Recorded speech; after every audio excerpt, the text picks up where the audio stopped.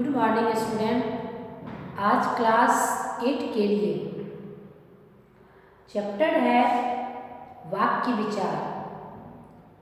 वाक्य की रचना के बारे में पहले आप परिभाषिक तौर पर समझें कि वाक्य की रचना कैसे होती है। तो वाक्य की रचना के लिए जिस प्रकार वर्णों के व्यवस्थित न होने से शब्द न बनते, उसी तरह से शब्द का जब व्यवस्थित समूह नहीं होता है तो उसके कोई सार्थक अर्थ नहीं होते और वह वाक्य की श्रेणी में नहीं आता है। परिभाषिक तौर पर आप समझें कि वाक्य शब्दों के व्यवस्थित समूह, सार्थक समूह से बनते हैं। अब है वाक्य के कितने प्रकार हैं? तो वाक्य के 2 प्रकार हैं, सार्थक वाक्य और निरर्थक वाक्य। सार्थक वाक्य में शब्दों के सुव्यवस्थित समूह होते हैं, जैसे माँ खाना बना रही है। यह शब्द का व्यवस्थित रूप है। यह वाक्य सार्थक की श्रेणी में है और इसी शब्द को जब हम अव्यवस्थित करके लिखते हैं कि है बना रही माँ खाना, तो यह वाक्य निरर्थक की श्रेणी में रखा जाता है, क्योंकि यहाँ शब्दों का मेल जो है वह व्यवस्थित नहीं है। अब आप यहाँ यह समझ गए होंगे कि वाक्य की रचना में शब्द के व्यवस्थित होने का कितना बड़ा महत्व है।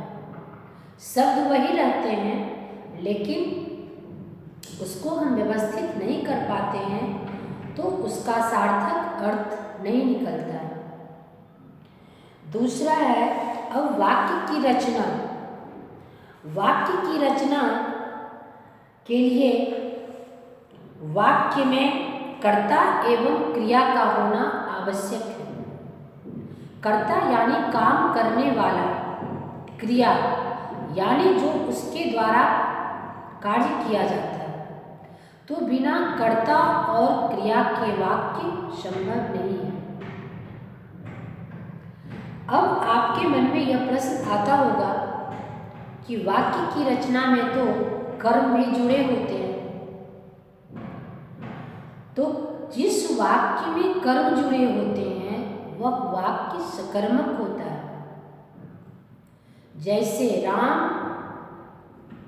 कलम से लिखता है, तो कलम क्या है? वस्तु है। यहाँ कलम से लिखता है तो यह वाक्य जो है वह सकर्मक है। और अगर हम इस वाक्य में लिखते हैं कि राम लिखता है, तो यह वाक्य जो है वह अकर्मक है, क्योंकि इसमें कर्म जुड़े हुए नहीं हैं। तो यह वाक्य की रचना में कर्ता और क्रिया का होना तो आवश्यक है ही, साथ में अगर कर्म जुड़ते हैं तो वहाँ वाक्य के अर्थ जो है वह अलग हो जाते हैं, सकर्मक या अकर्मक। उदाहरण स्वरूप वाक्य की रचना के लिए अनिवार्य तत्व जो हैं वह निरर्थक वाक्य और बनाने की संभावना बनी रहती है। वाक्य में अगर वस्तु या शब्द का मेल व्यवस्थित न होता है तो वह वाक्य जो है वह निरर्थक होते हैं। वाक्य के अब यहाँ आप भेद को समझें।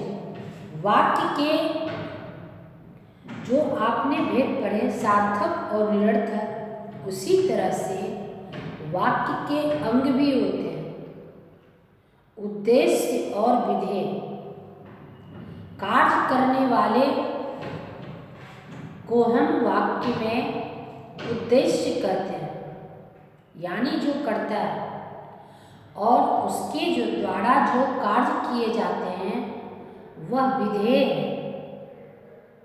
जैसे राम ने पत्र लिखा, तो राम यहाँ उद्देश्य है और पत्र लिखा जो है वह विधेय है। इंग्लिश में आप पढ़ते होंगे सब्जेक्ट और प्रेडिकेट, तो यहाँ उद्देश्य और विधि को उसी तरह से समझाया गया है। काम करने वाले जो हैं वह उद्देश्य हैं और उनके द्वारा जो काम किया गया वह विधेय है। यहाँ राघवेंद्र ने सारे कार्य को पूर्ण कर लिया, तो राघवेंद्र उद्देश्य है और सारे कार्य को पूर्ण कर लिया यह विधेय है। ढेर सारे उदाहरण के द्वारा आप वाक्य को समझें। अगर आपसे यह पूछा जाता है कि वाक्य जो है वह सार्थक कब होते हैं और निरर्थक कब होते हैं, तो जैसा कि आपने अभी समझा कि सार्थक वाक्य वह हैं जो शब्दों के सुव्यवस्थित मेल से बनते हैं। राम पत्र लिख रहा है, यह वाक्य सार्थक है, और राम लिख रहा है पत्र, यह वाक्य निरर्थक है। तो आप यहाँ वाक्य के सार्थक और निरर्थक के प्रयोग को समझें। उसी तरह से वाक्य के दो अंग हैं, उद्देश्य और विधेय। उद्देश्य के बारे में आपको बताया गया कि कार्य करने वाले जो कर्ता होते हैं उसको हम उद्देश्य करते हैं, और उनके द्वारा जो कार्य किया गया उसे हम विधेय करते हैं। यहाँ अध्यापिका कक्षा में पढ़ा रही है, तो अध्यापिका द्वारा कक्षा में पढ़ाया जाना, अध्यापिका यहाँ कार्य कर रही है पढ़ाने का, तो पढ़ाया जाना जो है वह विधेय हुआ और अध्यापिका यहाँ उद्देश्य हुई। वाक्य के भेद। अब वाक्य के भेद भी दो हैं, एक अर्थ के आधार पर और दूसरा रचना के आधार पर। अर्थ के आधार पर जो वाक्य के भेद होते हैं वह विधानवाचक, निषेधवाचक, विस्मयादि वाचक, आज्ञावाचक, प्रश्नवाचक, संकेतवाचक, संदेहवाचक और इच्छावाचक होते हैं। अब कुछ उदाहरण से आप समझें।